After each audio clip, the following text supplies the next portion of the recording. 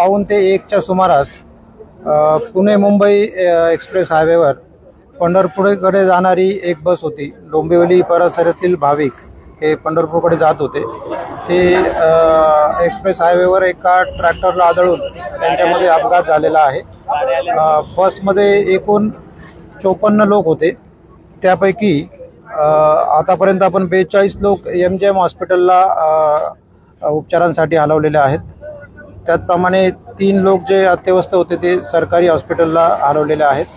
आणि आतापर्यंत याच्यामध्ये MGM हॉस्पिटलला 2 आणि सरकारी हॉस्पिटलला 3 अशा 5 लोकांची डेथ डॉक्टरांनी डिक्लेअर केलेली आहे. बाकीचे जे लोक आहेत त्यापैकी 7 ते 8 लोक जे आहेत त्यांची प्रकृती थोडीशी गंभीर आहे आणि बाकीचे लोक इतर लोक आहेत ते सेफ आहेत, त्यांच्यावर उपचार चालू आहे. सर, ॲक्सिडेंट कसं झाला होता? कुठे किती खाली बस गेली होती? एक्सप्रेसवेवर ट्रॅक्टरला मागच्या बाजूने बस आदळून अपघात झालेला आहे आणि ती बस एक्सप्रेसवेच्या बाजूला दरीमध्ये कोलमडलेली आहे. त्याच्यामधून बस आपण बाहेर काढून त्यातले इतर जे जखमी आहेत त्यांना सुखरूप बाहेर काढून त्यांना उपचारासाठी पाठवलेलं आहे. सर, आषाढी एकादशीसाठी चालले होते का?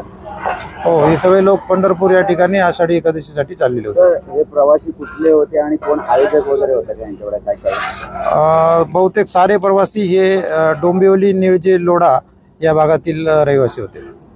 कोणार्क, अपना शहर, अपनी बातें.